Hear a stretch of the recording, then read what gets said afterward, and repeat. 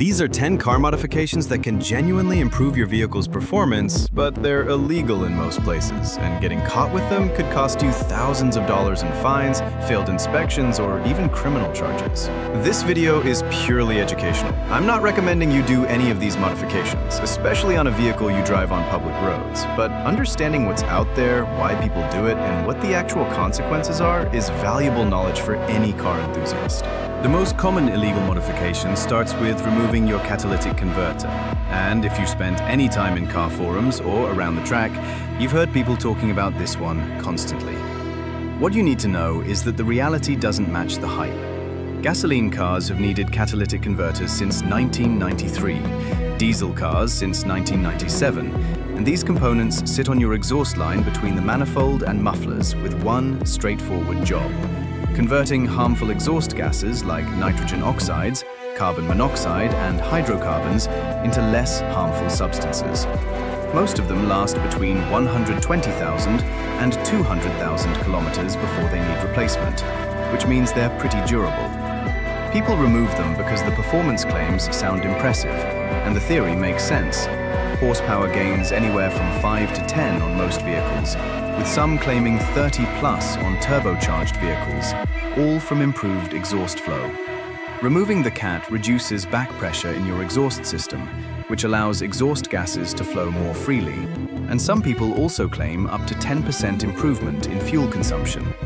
You definitely get a louder, deeper exhaust note, which for some people is half the reason they do it. But here's the reality check that nobody wants to hear. Multiple forum discussions from actual enthusiasts who've done this modification indicate the gains are minimal on modern vehicles, with most reporting very little, if any, increase in peak power. One Mercedes enthusiast conducted drag strip testing and found essentially identical times and speeds with or without cats, which tells you everything you need to know. Performance gains show up more in turbocharged engines because of improved spool time. But even then, we're not talking about massive differences that justify the risk. The legal side is where it gets serious, and I mean really serious. At the federal level, removing your catalytic converter is illegal under the Clean Air Act, and the EPA can fine violators starting at $25,000. Yes, $25,000 for one modification. Every state has made it illegal for street use, and California has particularly strict enforcement, with fines up to 7,500 euros possible, which is why California gets its own category in most of these discussions. Your vehicle will fail emissions testing without a catalytic converter, period. The check engine light comes on, some states issue you a fix-it ticket, requiring you to put it back. But in many places, you simply cannot legally register your vehicle without one. Beyond the legal consequences, you're pumping significantly more harmful emissions into the environment, which matters whether you care about that or not, because it's why these laws exist in the first place. The bottom line is simple. The performance gains are questionable at best on modern cars, and the legal and environmental consequences are very real and very expensive. NOS is actually a company name that became a generic term like Kleenex for tissues, and nitrous oxide systems have been used in racing since the 1950s. These systems go back even further to World War II, when they were used in aircraft engines for high-altitude performance, which gives you an idea of how long this technology has been around. The way it works is pretty fascinating because the gas releases pure oxygen when heated, which increases combustion efficiency in your engine. The performance claims are legitimate too. We're talking 100 plus horsepower gains possible, typically about 1 pound of nitrous per boost during a race, and the gains are more effective on larger engines because it's a percentage-based power increase. You also get improved turbo spool time if you're running forced induction, which stacks with the raw power increase. Tank sizes range from 2 to 20 pounds for automotive use, and the nitrous gets stored at 950 psi, which is serious pressure. Two main types exist: wet systems that include fuel mixed with the nitrous, and dry systems that are nitrous only. And if you're going to run nitrous properly, you need to modify your engine with colder spark plugs, an upgraded fuel pump, and increased fuel pressure around 5.5 to 6 psi. Here's where it gets complicated legally, because nitrous oxide is highly variable by state, and you could be completely legal in one place and facing serious charges in another. California makes it illegal to even have the system installed on street vehicles, even if it's disconnected and not usable, because the state requires CARB certification that almost no systems have. Mississippi passed the Trooper Steve Hood Act that says you cannot have a connected system on public roads, which gives you an idea of how seriously some states take this. Texas lets you own the system, but it must not be armed for use on public roads, and there's a single 15-pound bottle limit that they actually enforce. Most states allow it for off-road or track use only, and while it's not federally prohibited for automotive use, it cannot be used on vehicles driven on public roads in most jurisdictions, and often gets associated with street racing violations. Penalties are no joke here. Fines range from hundreds to thousands of dollars depending on where you get caught. Your vehicle can be impounded on the spot. You can get points on your driver's license, and some states can suspend your license for up to 5 years just for having an armed nitrous system. Safety perspective matters too, because while nitrous itself isn't flammable, it acts as an accelerant that makes everything else burn hotter and faster. The pressurized bottle is a hazard, though there's a blow-off disc safety feature at 3000 psi that prevents explosions. Contrary to myths floating around, nitrous doesn't harm your catalytic converter, but there's definitely a risk of engine damage if the system isn't properly tuned, and by engine damage I mean catastrophic failure that leaves you with a block full of metal shavings. ECU tuning has become incredibly popular in the last decade or so, and your ECU, or engine control unit, is basically the computer brain of your car that controls fuel injection, ignition timing, boost pressure, and pretty much everything that makes your engine run the way it does. Methods for tuning vary from plug-and-play tuners to custom remapping to performance chips, and they all connect through your OBD2 port, which has been mandatory on vehicles since 1996. Performance claims include increased horsepower and torque, improved fuel efficiency, better throttle response, and optimization for specific modifications like turbos or injectors, which all sounds great until you look at the legal side. The federal EPA considers tunes that disable or modify emissions equipment illegal under the Clean Air Act, and that's just the starting point. California takes it to another level because CARB requires an executive order number for any emissions-related modification, and the testing and certification costs are prohibitively expensive for most tuners, which means most aftermarket tunes just aren't legal. There. Starting July 19, 2021, California began scanning ECUs during smog checks, and this was a huge deal in the car community because it changed everything overnight. They now check for something called a CVN, which is a calibration verification number along with the Cal ID, and any non-approved ECU software equals an automatic fail with no exceptions. They estimated that 150 to 300 vehicles per month out of 1 million tested would fail under this new system, which doesn't sound like much until you realize that's thousands of people every year getting caught. Some people have found workarounds where certain tuners can remove the tune before emissions testing, and piggyback devices might avoid detection, but flash counters could eventually be checked, and just labeling something off-road use only doesn't actually protect sellers from EPA action. The EPA has gotten serious about enforcement in recent years. There was a shop in Colorado called PFI Speed that got fined for selling just 37 units over 2 years, which shows you how aggressive they've become. The EPA pursues cases based on supposition without even needing proof of street use, and the fines can be tens or hundreds of thousands of dollars for businesses, which has created a chilling effect across the entire industry. The gray area is that ECU tuning is technically legal if the tune doesn't affect emission systems, and you can pass emissions testing with the tune installed, but in reality many shops won't even tune vehicles with license plates in California. Your warranty is typically voided the moment you modify your ECU, which is something most people don't think about until they need a $6,000 transmission replacement. This is one you can hear coming from a mile away. And exhaust modifications come in a few different flavors that all accomplish basically the same thing. Muffler Delete removes the muffler and replaces it with a straight pipe section. Full straight pipe removes both the muffler and the catalytic converter, and muffler cutouts or bypasses allow exhaust to bypass the muffler entirely with a valve. People do this for the sound increase, 3 to 5 decibels for a muffler delete and 5 to 10 decibels for a straight pipe. And there's a slight horsepower gain, though typically only 1 to 2 horsepower, which is basically nothing. You reduce back pressure and you get minimal weight reduction, and that's about it for the actual performance benefits. Federal law requires a working muffler, and muffler cutouts or bypasses are prohibited across the board. Every state requires a properly functioning muffler, but here's where it gets interesting, because different states have different noise limits that vary wildly. California sets the maximum at 95 decibels measured at 50 feet, Kansas is stricter at 90 decibels at 50 feet, and Minnesota just requires a muffler in good working order without specifying actual numbers. Many states use 95 decibels as the common limit, and to put that in perspective, 95 decibels is approximately the sound of a motorcycle or a power lawnmower. A vacuum cleaner or chainsaw sits around 70 decibels, so we're talking significantly louder than normal conversation.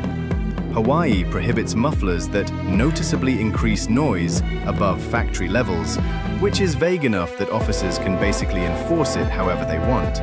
New York passed the Sleep Act in April 2022, which added enforcement specifically for cutout and bypass prohibition after enough people complained about loud cars at night. Texas doesn't have a specific decibel limit, but excessive noise is banned, and straight pipes are illegal because they remove the catalytic converter, which brings you back to federal emissions laws. Enforcement is largely discretionary, depending on the officer who pulls you over, and fix-it tickets are common where you have to repair it to pass inspection.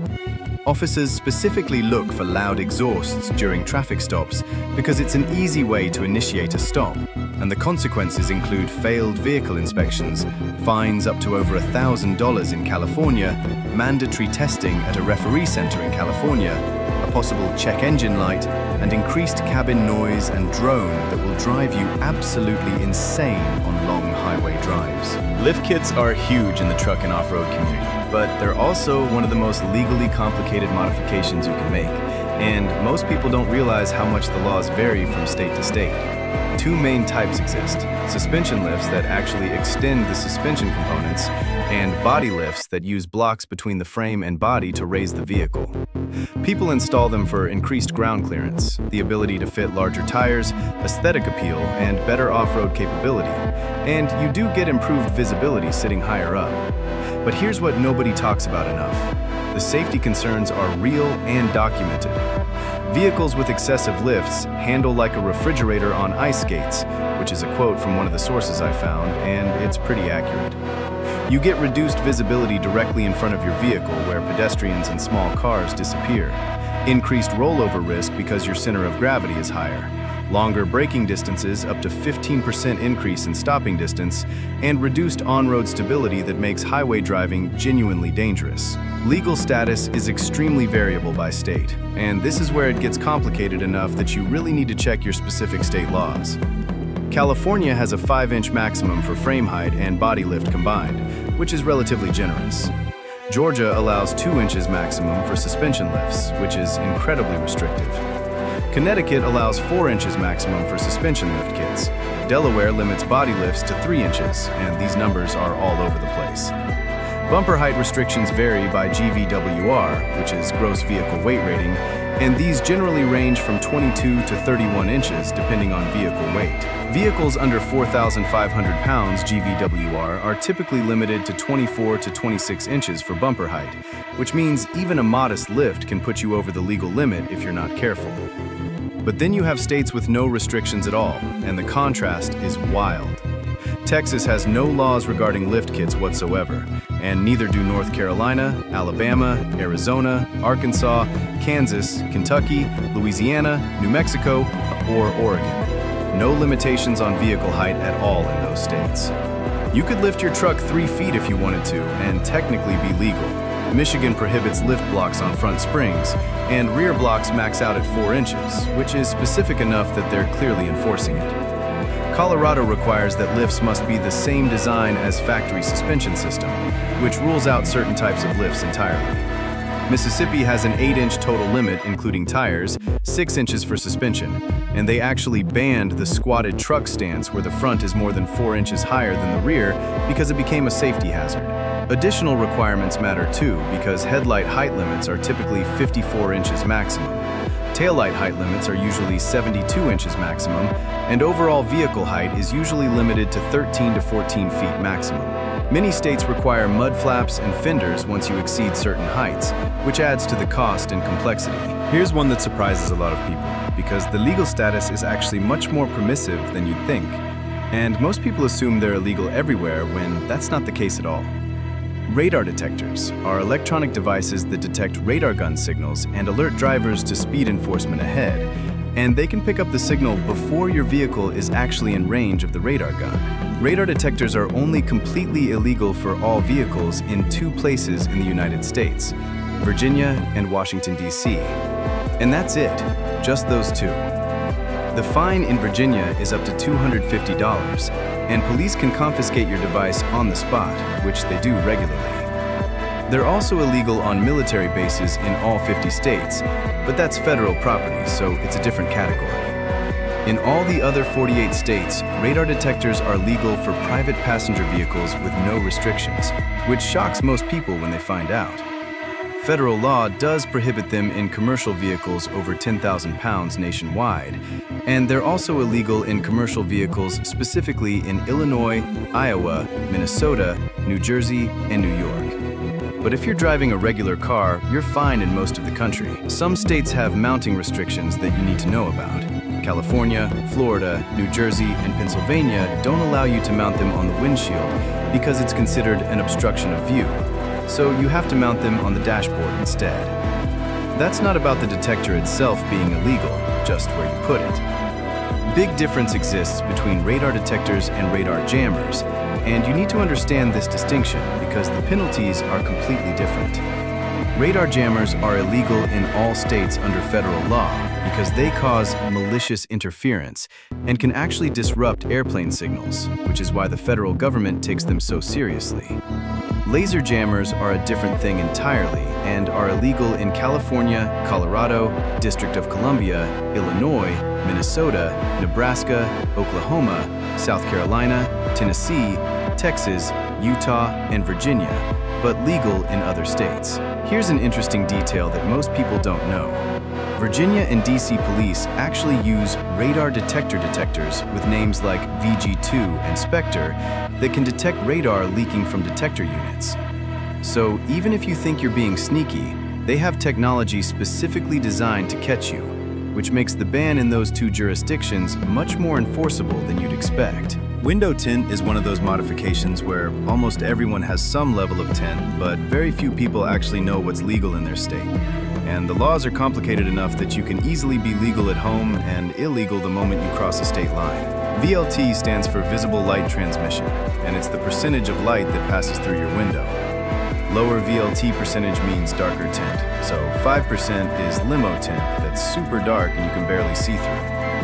Higher VLT percentage means lighter tint, and 70% is a light tint that you can barely notice is there. Benefits are real and documented. UV protection that reduces skin cancer risk, heat rejection that keeps your car cooler, glare reduction that makes driving safer, privacy from people looking in, and interior protection from sun damage that keeps your dashboard from cracking. These are legitimate reasons people tint their windows beyond just the aesthetic. California requires a minimum of 70% VLT on front side windows, which is very restrictive and barely any tint at all. Florida allows 28% minimum, Texas allows 25%, Arizona allows 25%, Washington allows 24%, and New Mexico is the most permissive at 20% minimum, which gives you an idea of how much variation exists. Rear windows are generally more permissive than front windows, and some states allow any darkness you want. 5% limo tint is acceptable on rear windows in Vermont, Ohio, Nevada, and several others, which means you can go almost completely black in the back while keeping your front windows relatively light. Windshields cannot be tinted in any state with one exception, the AS1 line, which is typically 4 to 6 inches from the top of the windshield where the manufacturer's sunshield area is located. That little strip at the top is legal, but nothing below that line. Many states also limit how reflective or mirror-like your tint can be, typically 20% or less reflection allowed. Color restrictions exist in many states too. Red, amber, and blue tints are commonly prohibited because they can be confused with emergency vehicle lights. Green, gray, and neutral smoke are commonly allowed. Medical exemptions are available in most states for photosensitive conditions like lupus, albinism, or psoriasis, but you need a doctor's letter or certificate, and you must carry that documentation in your vehicle at all times. Getting pulled over without the documentation means you're getting a ticket even if you technically have the exemption. Enforcement happens when officers use tint meters to measure VLT during traffic stops, and they absolutely do carry these devices. Fines range from $50 to several $100s depending on the state. You'll get fix-it tickets requiring removal or replacement. You'll fail vehicle inspections if it's too dark, and repeat violations equal higher fines that escalate quickly. Cold air intakes are one of the most popular first modifications people make to their cars because they're relatively inexpensive and the installation is straightforward. The concept is simple. Replace the factory airbox with an aftermarket intake that draws cooler air from outside the engine bay. And the claims are that it increases airflow to the engine. Performance claims you'll hear are increased horsepower, usually people claim 5 to 15 horsepower, plus improved throttle response, better engine sound, and potential fuel economy improvement. These claims get repeated so often that people just assume they're true without questioning them. In California, here's the deal. The cold air intake must have a CARB executive order number to be legal. And without that EO number, it's an automatic smog test failure with no exceptions. Testing and certification to get that EO number is expensive for manufacturers, which is why many don't bother and just label their products for off-road use only. Some California dealers won't even ship non-CARB parts out of state because they don't want to deal with any potential liability. In other states, cold air intakes are generally legal if they don't affect emissions. You still have to pass state emissions testing where applicable, and federal EPA rules still apply regarding emissions equipment. That means even if your state doesn't have strict laws, you can still technically be in violation of federal regulations. But here's the reality that a lot of people don't want to hear, and the dyno results back this up. Performance gains are often minimal on modern vehicles because factory intakes are already fairly efficient. Car manufacturers have pretty much optimized them because they have entire engineering teams working on airflow, and slapping on an aftermarket cold air intake isn't going to magically unlock hidden horsepower. Installing an aftermarket cold air intake may void your manufacturer warranty, which is buried in the fine print that nobody reads. And it can trigger a check engine light if it's not properly calibrated with your ECU. This one is controversial, and honestly, it's the modification that has probably done more damage to the diesel performance community's reputation than anything else combined. Rolling coal is when you modify diesel engines to emit large plumes of black smoke, and it's achieved by excessive fueling or removing emissions controls that deliberately reduce your air-fuel ratio efficiency. At the federal level, it's illegal under the Clean Air Act, and multiple states have specifically banned it because it became such a visible problem. Maryland, Colorado, New Jersey, and Illinois all have fines for pushing out black smoke, and California Vehicle Code Section 27156 allows the California Highway Patrol and police to cite you for rolling coal. It's considered tampering with emissions equipment, which brings federal law into play. Consequences are environmental damage that's visible to everyone around you, reduced fuel efficiency because you're literally wasting fuel to create that smoke, failed emissions tests that prevent you from registering your vehicle, heavy fines that stack up quickly, and you're creating a visibility hazard for other drivers on the road that can cause accidents. There's a widely held opinion in the diesel community that rolling coal is the reason for increased EPA crackdown on all diesel modifications. And this isn't just speculation. It's damaged the reputation of legitimate diesel enthusiasts who are just trying to improve their truck's performance for towing or off-road use. And when people see diesel trucks belching black smoke at Priuses or cyclists, it creates a political and regulatory environment where all diesel modifications get painted with the same brush. That hurts everyone in the diesel community, whether they're rolling coal or not. Finally, let's talk about actual hardware modifications. Things like upgraded turbochargers, high-flow fuel injectors, performance intercoolers, and upgraded fuel pumps that actually change the physical components of your engine. Performance claims here are legitimate and significant, and we're talking 50 to 200 plus horsepower with supporting modifications, depending on what you're starting with. You get better boost response, higher sustained power output, and these are real measurable improvements that show up on the dyno. Here's the interesting thing about the legal status. These modifications are generally legal if your emissions equipment remains intact and functional, which gives you a path to legal performance gains. You cannot remove or disable catalytic converters, EGR systems, or oxygen sensors, and you must still pass emissions testing. But if you're just upgrading your turbo and keeping everything else compliant, you're technically in the clear. Complications come from the fact that these modifications often require an ECU tune to function properly. And that brings us back to all the ECU legality issues we talked about earlier. These mods will almost certainly void your manufacturer warranty, which means any engine problems, even if they're completely unrelated, are coming out of your pocket. They can stress other engine components too. If you're putting significantly more power through a stock transmission or stock internals, something's going to break eventually, and it's usually expensive. Insurance implications exist if you don't disclose these modifications, and if you get into an accident and the insurance company finds out, they can deny your claim entirely. Let's zoom out and look at the context here, because the numbers tell an interesting story. The global car modifications market is worth hundreds of billions of dollars and isn't showing any signs of slowing down. And approximately 8 million young people per year under the age of 24 customize their vehicles in some form.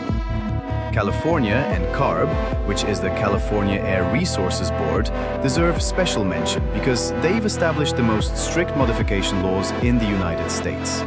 They were created specifically to control air pollution, and they've been incredibly effective at it, whether you agree with their methods or not.